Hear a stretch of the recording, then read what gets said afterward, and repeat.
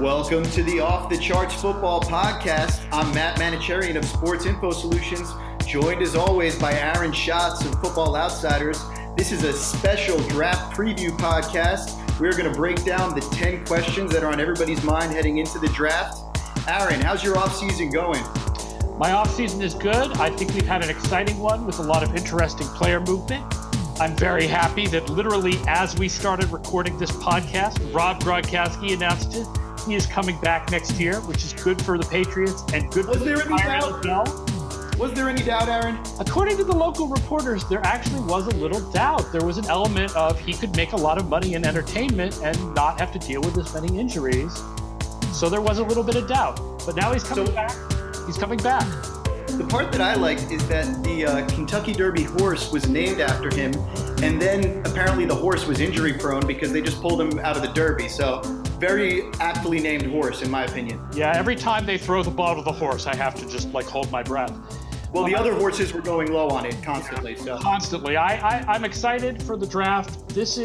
I cannot remember another year where we had no idea who the number one pick was going to be 48 hours ahead of time. Yeah, it's definitely something that we haven't seen a lot of. Probably has something to do with the Browns being up there at number 4 also, trying to keep a little bit of surprise for a little strategic advantage there. But definitely an unusual situation. And let's just get off and let's start right with it with our first question. Aaron, who is the best quarterback in this draft? Well, scouts may have a different answer, but, we do stat analysis around here. And I think that I can't imagine there's any kind of stat analysis that doesn't come out with Baker Mayfield as the answer to that question. So we did our Q-based system. Baker Mayfield has the number 4 highest projection of the last 20 years. Again, that's not a guarantee. We surmise that there's still a 30% chance or so that he's going to be a bust. But he led all of FBS in adjusted passing yards per attempt. Not only that, he has the highest ever, and then the year before, the second highest ever. Plus, it still is a really strong predictor of success for top quarterback prospects that they played a lot in college. They played more years. And Mayfield is the only top prospect who had 4 years as a starter in college. So he just has a huge projection. So, yeah, I'm with you on all those things to love about Mayfield. And then when you look at our statistics, we're charting performance statistics here, not height statistics and not how well you run away from the police statistics, because those would probably tell a different story. But Baker against man, against zone, in the pocket, inside the numbers, outside the numbers, however you slice it, he's in the top 3 of IQR, which is independent quarterback rating, or our metric that takes into account only things that quarterback can control. So removing things like drops and dropped interceptions on the other side. He's just off the charts in terms of per dropback success rate in all these categories as well.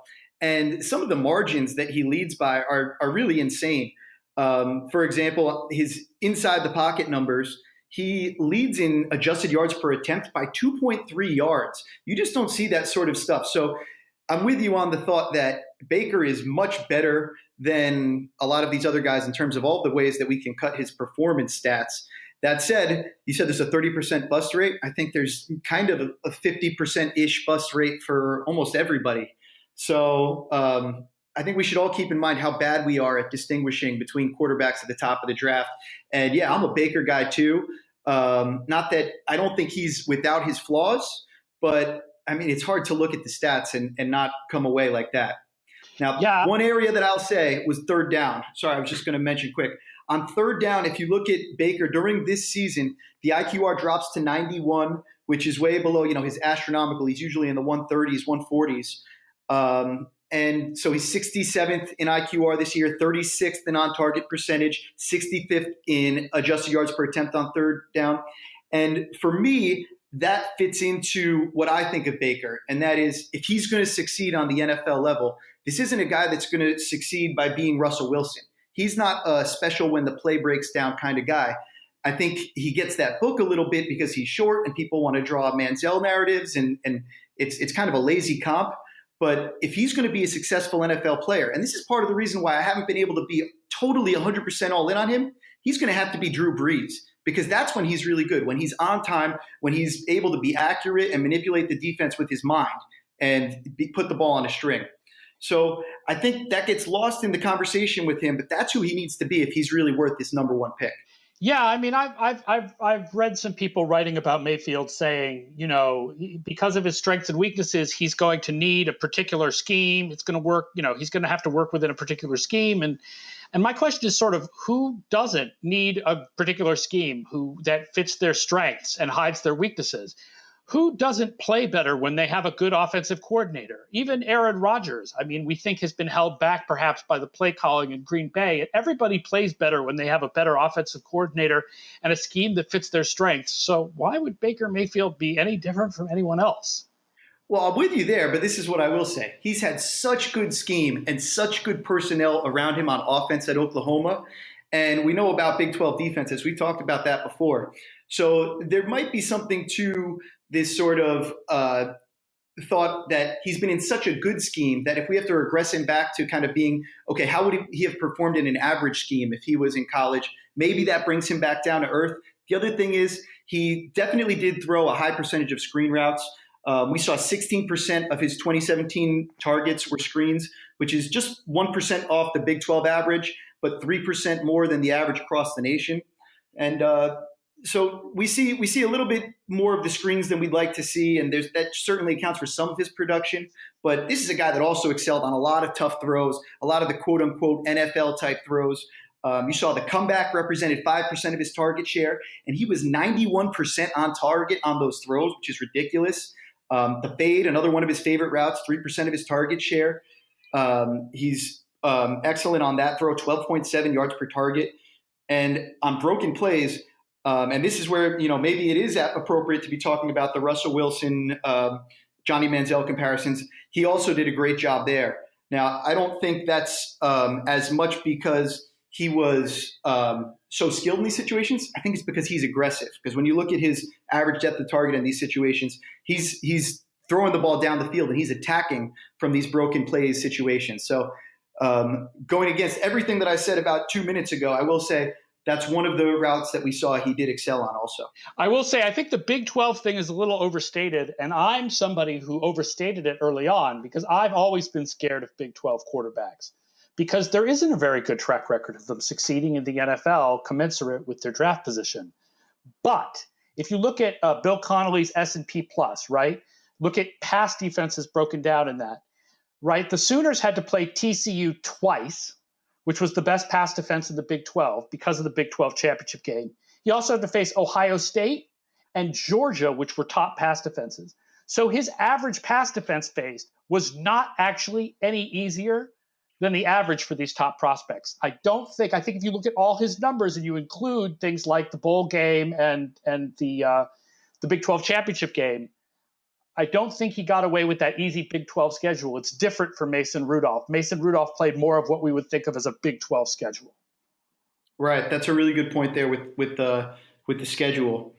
Another quarterback that played an interesting schedule is Josh Allen, who played out in the Mountain West. Let's jump right into our second question. Right. So this is the guy that our system absolutely hates and despises, and it kind of blows my mind. I understand Darnold is not loved by the Football Outsiders projection system. The main reason why Darnold is not loved is not about his performance. It's about the fact that he's only been a 2-year starter. And the fact remains that 2-year starters still do not have a great record in the NFL. But the fact that they are deciding between Darnold and Allen, that's assuming that all of this stuff about Mayfield that came out in the last day is a smokescreen and who the heck knows. But the idea that they're deciding between Darnold and Allen is crazy. Wyoming was 119th out of 130 teams last year in passing S&P Plus. That is insane. The list of quarterbacks chosen in the top 100 picks since 2005 with a completion rate below 58% in their final college season, Andrew Walter, Jake Locker, Christian Hackenberg, Connor Cook, and C.J. Beathard. There is a chance that Allen will work out. But my God, is it a bigger risk than any of these other top quarterbacks? How on earth anybody could think of taking him number one? I have no idea. And I think you really just hit on something there because Allen, there's obviously things to be excited with about him. When you watch him throw the deep ball, I've said to other people, it looks like you're watching Marino throw that thing.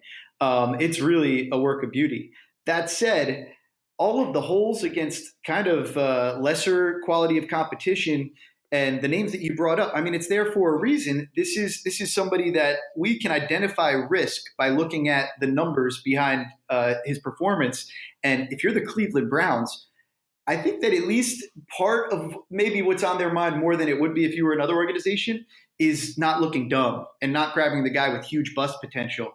That may, maybe they want to throw all their chips into the center and go all out like that. But it seems tricky. So let's get back to the question at hand. Darnold versus Allen. Let's say those are the only two guys on the board for you. It sounds like you're giving the edge to Darnold. Oh, absolutely. There's no question about it. Like I said, Wyoming 119th in passing S&P. Darnold was 10th. And the year before, Allen was 52nd. Darnold was 3rd. So I'm with you on this. When we split it out man and zone against man coverage, you see that Darnold clearly has the edge. His IQR is up at 116 with Allen down at 88, which is 90th, another alarming stat for him.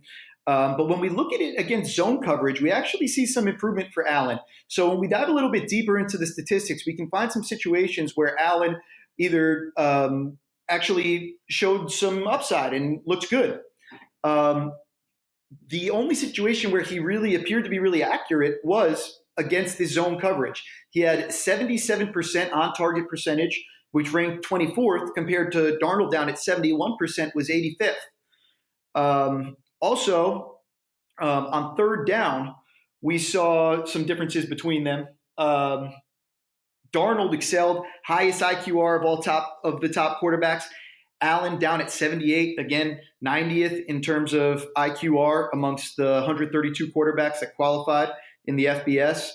And then over the past 2 years, what's been interesting about the third down performance of Sam Darnold is that he's been very aggressive. He's thrown past the sticks at least 64% of the time, which is 5% more than the next highest prospect, Mason Rudolph from Oklahoma State.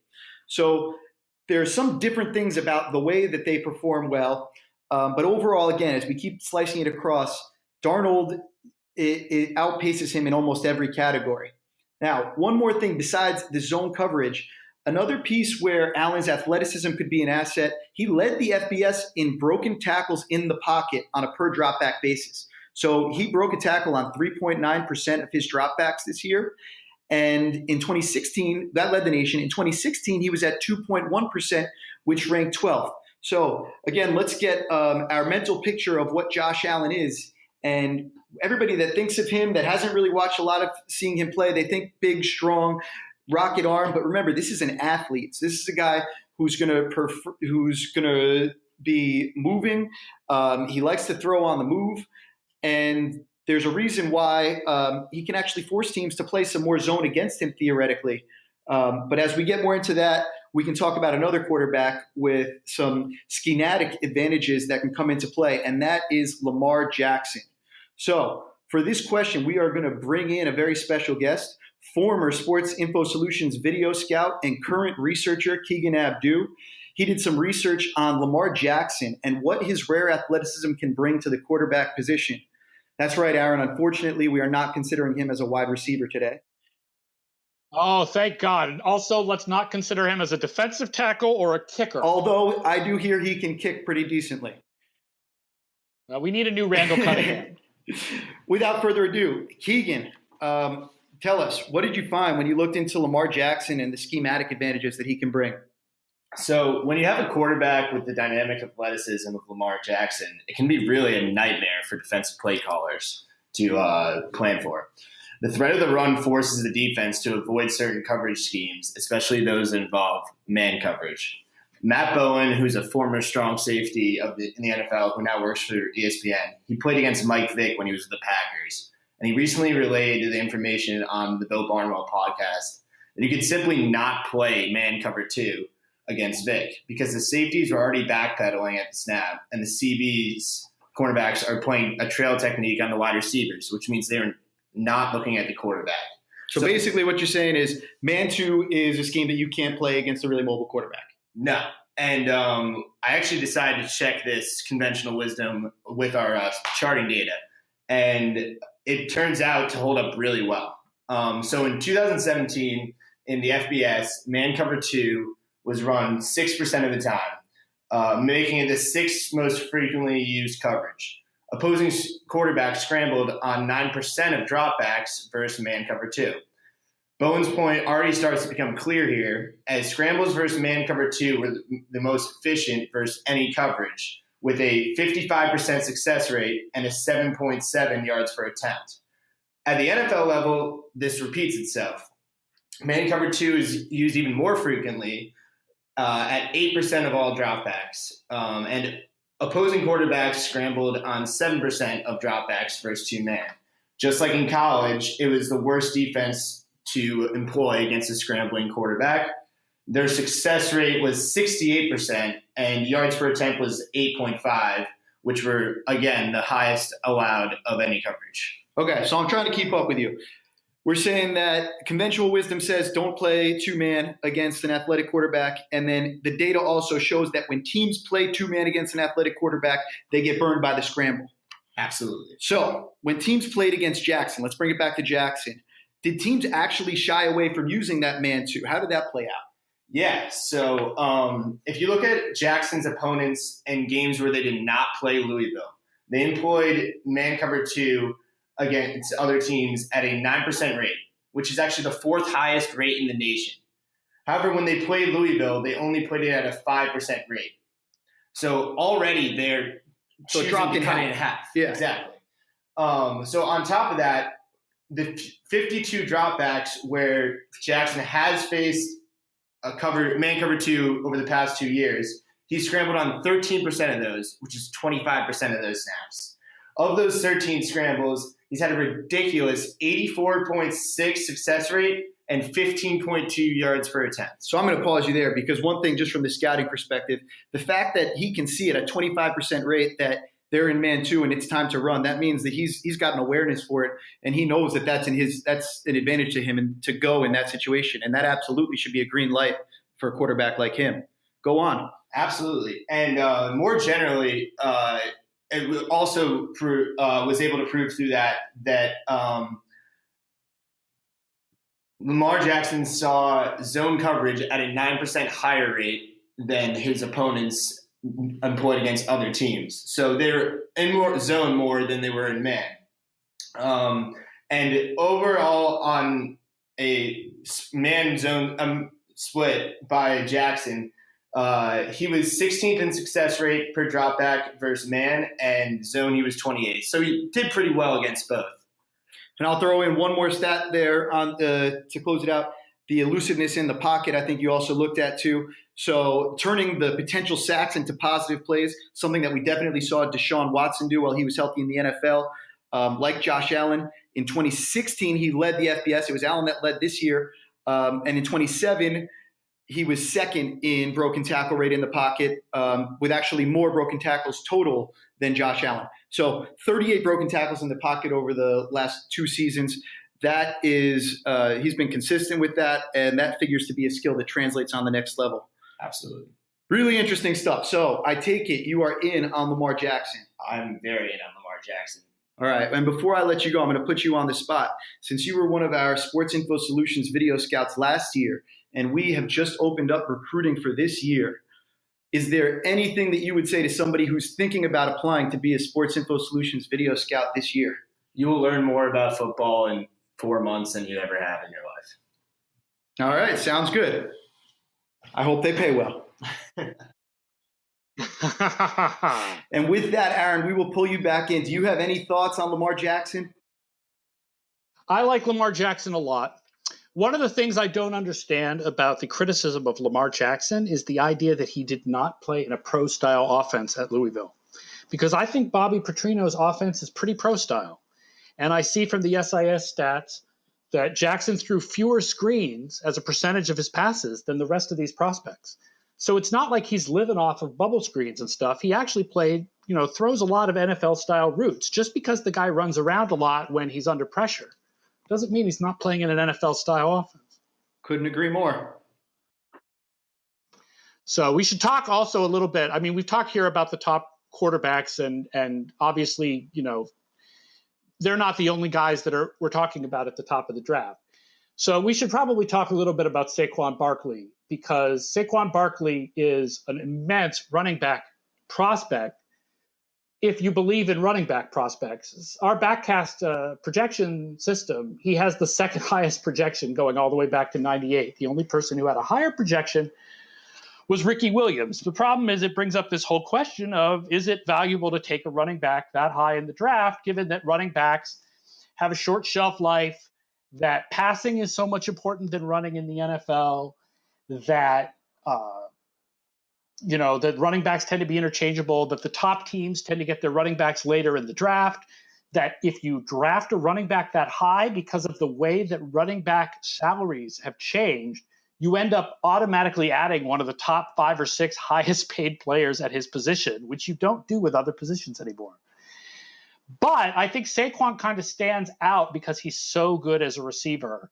And I know that you've got some numbers about this. The value of running backs as receivers, why receiving matters so much when you are drafting running backs, and what it means for Saquon Barkley. Yeah, so we wanted to put some numbers to all the talk that, okay, but receiving is important and running backs are back to being valuable again as long as they can have an impact in the passing game. We want to start answering the question, well, is that true and why? So this is what the numbers say. Running backs are getting more targets than ever. They had 21% of targets in 2017 compared to 18% in 2016. So we saw that 3% uptick in percentage points right there. So they're running more routes and staying into pass block less as well. So not just the targets, but also the actual number of routes is up by over 300 and how often their pass blocking is down. Also, they're being split out of the backfield more and being targeted from those positions.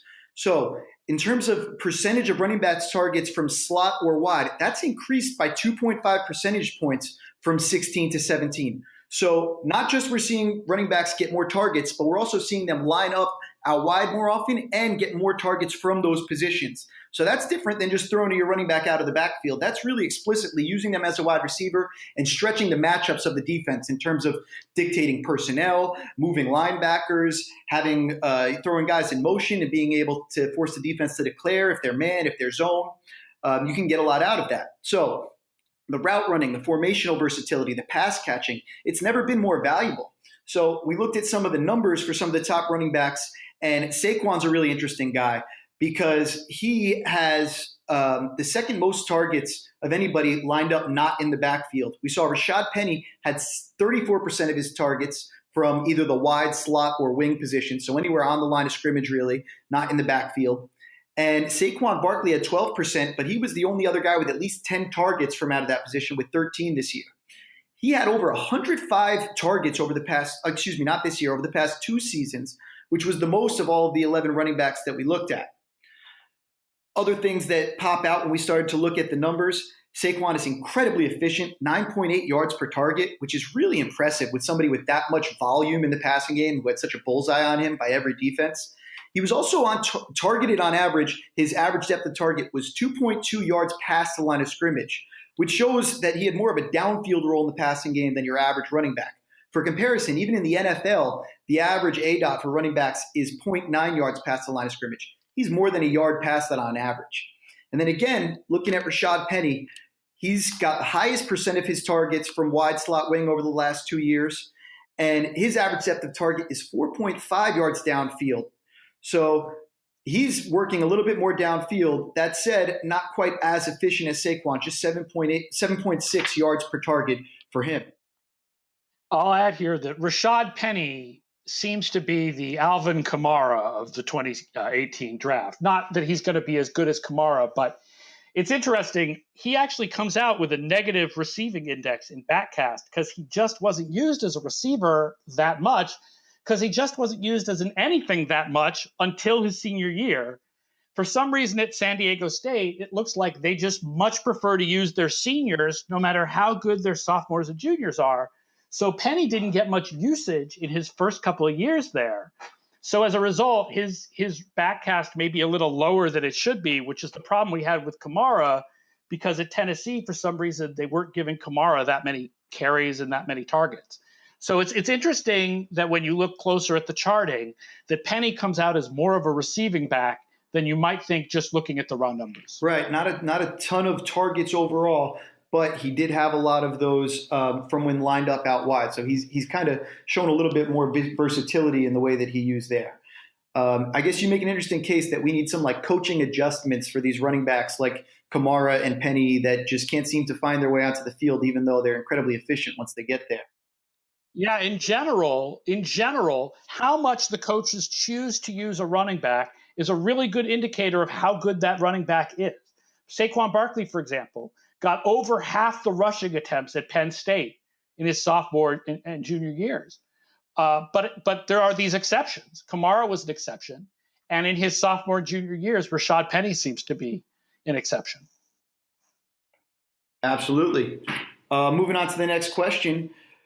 Well, I wanted to ask you about two interesting guys, kind of positionless players, Minkah Fitzpatrick and Derwin James. Are they safeties? Are they money backs, whatever you want to call them? What do we see from those guys about how are they? What do they tell us about the NFL growing not dime and nickel trends, and how these guys are going to get used? Where do they go in this draft, and what kind of value do guys like that have? Well, I'm actually going to say that I think we're not going to be able to tell what they tell us about trends. It's a very strange draft in that the positions that we normally think of as the positions you should be taking high don't have as many top prospects as usual. Instead, you have these great players at positions like guard with Quentin Nelson, running back with Barkley, and safety / nickelback.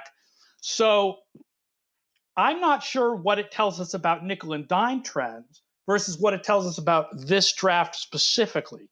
That being said, there's no question every year the NFL goes more and more and more towards dime defenses. Nickel defenses. Nickel is over half of the snaps last year. Dime was another 12% of the snaps last year. Your slot corner is basically a starter at this point. For some teams, that's not a slot corner who's a starter. It's the money backer. It's that third safety in a three safety set. And Derwin James is more of, I think, a standard strong safety. Minkah Fitzpatrick is one of those chess pieces you move all over the board. But I don't know how high they're going to go has to do with them versus what else is available compared to them. Right, that makes sense, especially with all the quarterbacks up high and that the inflated value that you see there. A couple numbers just on where we've seen defenses go. Nickel making up the majority of defensive snaps last year, so more than 50%. So I think, like you mentioned, you always want to have that fifth guy in the secondary now becomes more important than having a seventh guy in your quote-unquote front seven, which is really more often than not a front six these days. Minkah, really interesting stat on him. He had the lowest average depth of target of all corners with over 40 targets last season. So he saw short passes, receivers lined up in the slot. He was definitely used to cover a sort of different player. It'll be interesting to see which team snatches him up and starts to employ him in that sort of role that we've seen become really valuable around the league. All right, let's take a Yeah, I was going to say it's interesting because in some teams that role is a corner, and in some teams that role is a guy who was previously a safety. And there's a difference between how like a Tyrann Mathieu is going to play that, where I think Minkah fits that a little better than like how a Patrick Chung is going to play it or Deion Buchanan. Right, absolutely. Having somebody that's a little bit more kind of mobile to be a Swiss Army knife in terms of coverage rather than being that almost semi-linebacker type player. All right, let's take a quick break, and we'll be right back. The Off the Charts Football Podcast has a new sponsor, and in the spirit of the NFL Draft, it's Draft, the daily fantasy sports website that allows you to enjoy the most fun part of fantasy sports, the draft, on any day of the year. With Draft, you get all the excitement of a snake draft with anywhere from 2 to 12 participants, and then your players compete. That's it. No need for researching salaries, monitoring the waiver wire, or waiting for the entire season to play out. With Draft, you can participate in daily, weekly, or season-long contests. Also, Draft is easy. The average drafts take under 10 minutes, and since you're competing with real people, Draft gives you a better chance to win than many of the leading DFS websites. You can compete in football, baseball, basketball, hockey, golf, and more, and Draft offers easy, immediate payouts to all winners. Simply go to our special offer website at draft.com/offthecharts. That's draft.com/offthecharts and sign up to receive a free entry. That's draft.com/offthecharts. All right, and we're back. Aaron, question number 6. Who, if any, wide receivers are worthy of a first-round pick, and which receivers in this draft run the most complete route tree? Well, I can tell you as far as our projections, obviously, our projections don't go into the route tree or anything specific like that because we don't have charting like that going back 20 years like we do with some other things. The number one receiver in this draft, pretty clearly by playmaker rating, is DJ Moore from Maryland. It's kind of surprising how much better DJ Moore's playmaker rating is than Calvin Ridley's. Part of it is that Moore had more touchdowns in fewer team pass attempts. But Ridley still does really well, in part because the scouts like him so much. We also like Christian Kirk. Cortland Sutton does really well. And then Traquan Smith of Central Florida is the sort of sleeper. Yeah, so interesting thing on both Moore and Ridley that we saw is that they're both very reliant on screens, which could be a function of their offenses just trying to get them the ball and manufacture ways to get it to them.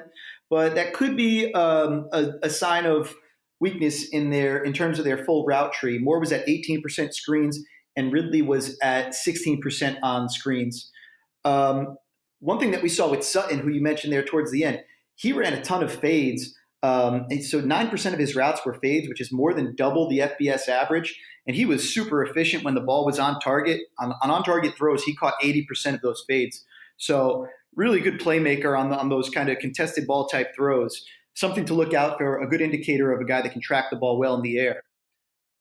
6'4", baby. One of my favorite receivers in the draft. I'm not sure if I'm ready to make the argument that he's worth the first round pick or not. But I really like the way James Washington runs routes throughout the year. I think you saw them use him in so many different ways. And this is a guy that'll really go up and fight for the ball, even though he's not a gigantic, 6'4" type guy. His most targeted route was the out route, which is something that we don't see very often. 14% of his routes were outs. And the FBS average is 10. And he also ran very few screens, only 8% screens, with the most go routes and the most post routes in the country. So 13% go routes and 12% post routes, I should say, of the draft prospects, not of all players in the country. And then when you look at the production on the go routes, that was what I thought was really impressive. And I don't know if he's helping Mason Rudolph out or if it's the other way around, or maybe it's a little bit of both. But he caught 81% of on-target throws on go routes, easily first in the country.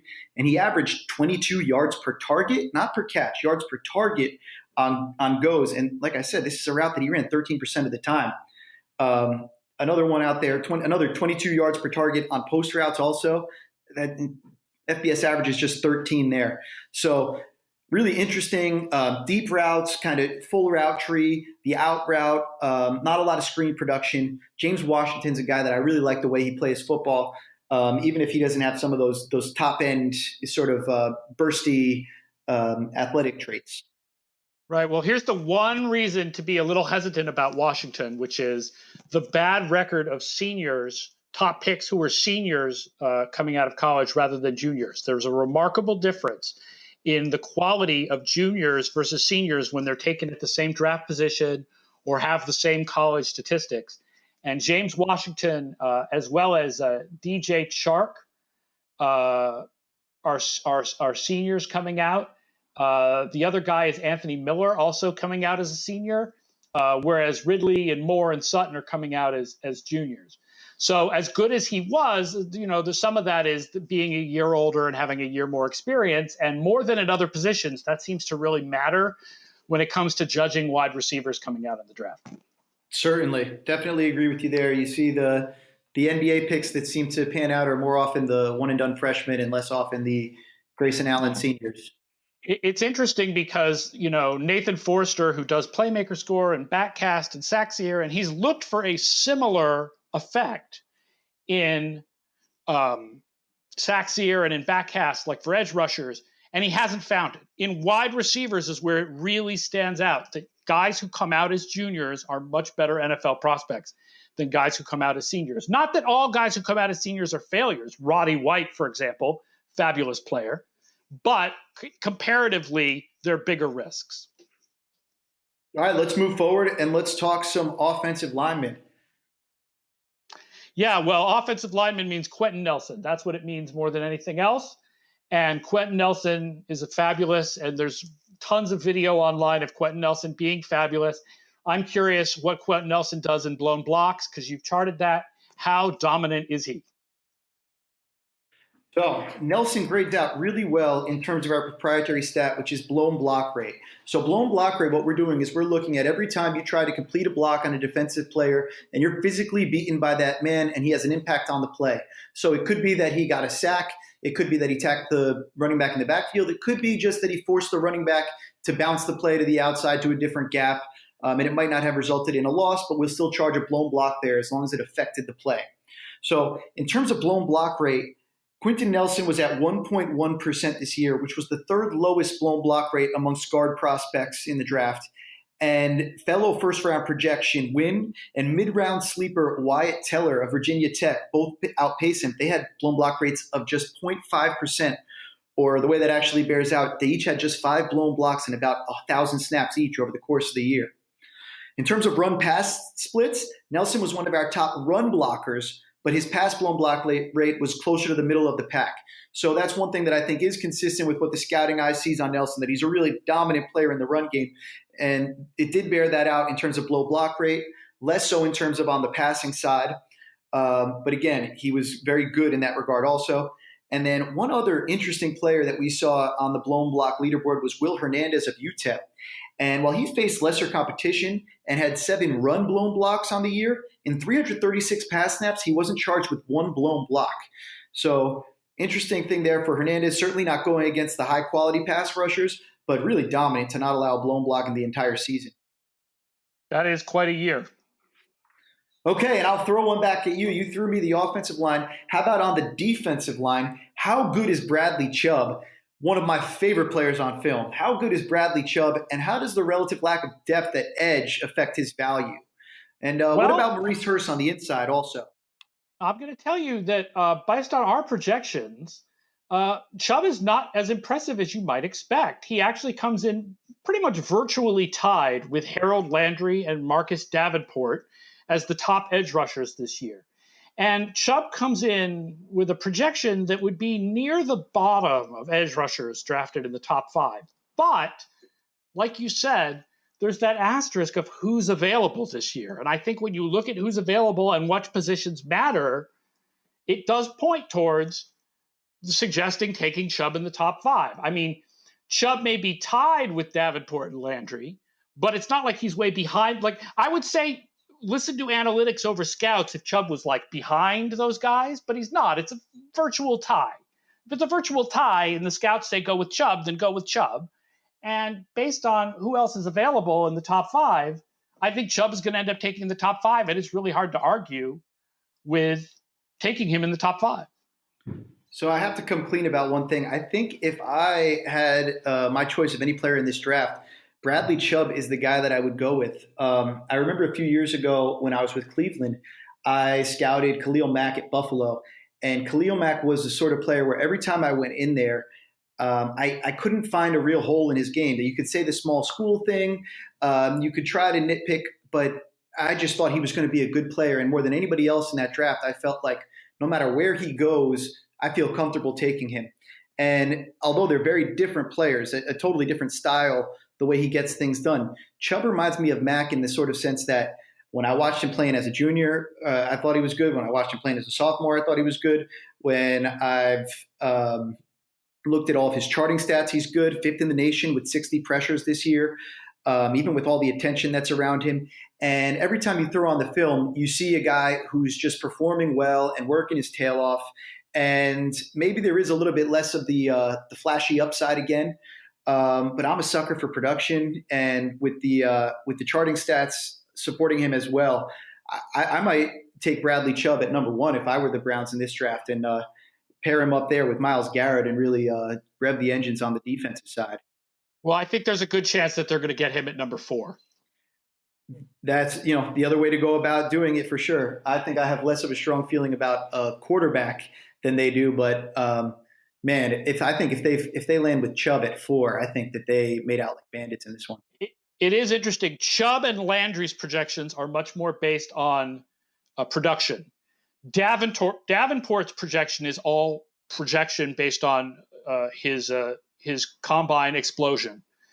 He had a really strong workout. He also had above average passes defensed, which shows good pass rush in a way that's not in sacks. He only had a few career sacks. Sorry, I was looking at a different number there. But I think Chubb, Davenport, and Landry are all really nice prospects.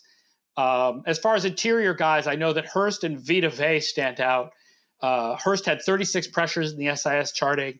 Vita Vea had 37 pressures in the SIS charting. Those are both really good prospects. Obviously, you have to do medicals on Hurst because of the heart condition, but Charles McDonald also did a futures on him showing how impressive he is, and I think those guys are going to make some good defensive linemen there. Yeah, if you find those interior guys that can pass rush, stay on the field for 3 downs, there's huge value there in the NFL. They don't make a lot of human beings that look like Vita Vea does. So I think you couldn't go wrong there. And we've talked about receivers where we do playmaker score. We've talked about running backs where we do back cast. We've talked about the edge rushers where we do sacks here. God, the one that I wish we could produce some sort of projection system for is cornerbacks. But the fact is, to do a projection system for cornerbacks, you really would need charting metrics, and we don't have charting metrics except for the last couple of years. So this is where I get to come to you and say, I don't have any projections. Who stands out in charting metrics from this year? So that's a really good question. And the best way that we really like to drill down when we look at cornerbacks and projecting them to the NFL is by looking at how these guys perform in man coverage. To perform in zone coverage in the NFL as a corner, a lot of the time you're not really being asked to do the same sort of things that you're asked to do in man. Occasionally you'll see teams that play cover 3 the way Seattle does, that they've kind of spread throughout the league, where you're really playing more man within your sort of zone responsibility there. But in general, you can start to figure out that there's a player that played a lot of cover 2 corner in college, and he had great success rate against him. That's less showing that he's got great skill than a corner that played cover 0, cover 1 all the time, and was being forced to hang with different sorts of players. So we split out some of the top corners in the draft, and we looked at guys. There were 118 corners that had at least 30 targets in man coverage. And starting right off the top, Denzel Ward, who's my favorite corner in the draft, 50 of his 58 targets were when he was in man coverage, and he has some ridiculous stats. 2.8 yards per target, easily led the nation. 28% completions against. He showed ball skills with pass productions. The quarterback rating allowed was 44.6, about 5 points ahead of spiking it into the ground, and 80% success rate, famous Football Outsider statistic there, tied for second in the nation. So he was really outstanding in man coverage. The former teammate of Marcus Lattimore, who we saw come into the NFL and do some scary things last year, he'd be a guy that I would be super excited about. That said, there's one player with even more impressive man statistics than him, and that's Duke Dawson of Florida. So Duke Dawson, 2.9 yards per target was second, 24% completion percentage, 35 quarterback rating against, which is actually below just throwing the ball into the ground, and the 82% success rate was first. Really, really unbelievable charting metrics there for Duke Dawson. So those two guys really jump out for me as top guys in the draft. When we look a little bit deeper down, I was just going to say there's one sleeper that we uncovered, and that's Darius Williams, who plays at UAB. Believe it or not, UAB coming back to having a program, and they have an NFL draft prospect. And of his 53 times that he was targeted, man, another guy, 4.7 yards per target, 30% completions against. The quarterback rating against is 37, and his 79% success rate overall, so not just man, but his 79% success rate overall led all of the corners in the FBS that had 40 total targets or more. So watch out for that Darius Williams. He's one guy when we start to say, okay, who do the numbers say that we haven't heard of, that we haven't looked at? He's a guy that climbs up every time. And he's a great story, by the way, not only because of UAB canceling and then bringing back football, but Williams was a walk-on. So you'll hear a lot about Baker Mayfield being a walk-on. He's not the only one. And Darius Williams is a really great story. Yeah, good sleeper prospect. So to finish out the podcast, let's talk sleepers. Let me ask you sleeper in another position, because with our Q-based projections, we don't go below the top 100 picks. But I want to know a late-round quarterback sleeper. What do the charting stats say? Does someone stand out below the top 100 picks who comes out really well in the charting stats? Because everybody's dream is to blow a fifth-round pick on a quarterback and have that guy turn into a star. So one guy that we've been keeping an eye on, who I think might actually rise up into kind of the mid-round discussion, I think he probably goes in the fourth round if I had to guess right about now, is Logan Woodside. Logan Woodside of Toledo, he really stands out compared to the other quarterback prospects in the draft. When we look in terms of IQR, again, independent quarterback rating, he's second to Mayfield in a lot of the metrics. And when we look at his makeup, he's really a pocket guy. So this isn't a guy that had a lot of his production from outside of the pocket. He does it, the way the scouts like to see it, so to speak. Obviously not against the same competition as some of the other guys, but really hung in the pocket and, clean pocket. His IQR is up at 136. Under pressure, his IQR is still up over 100. Outside the numbers, inside the numbers, there's almost no difference in his throws. This is a guy with real arm strength. And then against zone coverage, which he saw a ton of, this is a really interesting thing about the way that he was played. So against man coverage, let's start with man coverage. He had the best IQR in the nation at 133. So you don't want to play man against him. So what did coaches do? They went to a lot of zone. He faced zone on 54% of his attempts, which was the most in the FBS. And he went out and he threw 110 IQR against that. Good for 32nd in the nation. 9 yards, adjusted yards per attempt on those zone coverage throws. So you saw teams go against him this way, saying, we absolutely cannot play man against this guy, ran some zone against him, and he still put up some pretty good numbers. Other things about Woodside that I love, he has been great on third down and on third and long, first in on-target percentage and in yards per attempt in those situations. And he does it with a high volume, too. This wasn't a guy that avoided third downs. His offense had him sitting in third downs a whole bunch of his throws. And then the tough routes again, like we talked about with Mayfield. This guy, 4% target share on fade routes, and he had a good 10.7 yards per target on those throws. More post routes than anyone with a 9% target share, 18.3 yards per target in those situations. And then the deep comeback also, 5% of his target share, and 85% on target on those throws with 8.4 yards per target. So Logan Woodside is the guy that I would want to keep an eye on. If I was hanging out on Saturday, cheering on my team, hoping that they landed a sleeper, that'd be the guy I have my eye on. It really is amazing when you look at the Toledo stats. You really realize how different college and the pros are. Toledo had 3 running backs with at least 100 carries each, who all averaged 5.5 yards per carry or more. 2 guys with 10 touchdowns or more. Like, you just don't see that in the NFL. Yeah, certainly the usage of running backs when we've gone from back by committee to circling all the way back now to the feature back, but now the feature back also has to catch the ball. So I guess we'll see where we are in another 3 years. Yeah, he didn't, based on that at least, he didn't have as many short passes. He liked to get the ball down the field. So Woodside's a guy we'll watch for. All right, that does it. That gets us together. That gets us ready for Thursday night for the big draft. I'm excited. I'm really excited to see what happens. It's always wonderful to see which players go to which teams are smart and add picks and get themselves more bites of the apple on future days and in future years. And the draft is fun. Let's do it. On that note, we'll sign off, but a couple of quick reminders before we go. Check out draft.com/offthecharts. You can sign up there for Draft Fantasy Sports, where you can have a fantasy draft every day and win real money. Sign up at draft.com/offthecharts to receive a free entry. Also, for any of our media clients out there, we are offering a promotion on Data Hub, the SIS Data Hub right now, which has the most intricate NFL and college football stats. You can have splits on splits on splits, routes, coverages, and more. If you're interested in a trial for an account, please contact Matt at sportsinfosolutions.com. That's Matt at sportsinfosolutions.com. Enjoy the NFL draft, everybody.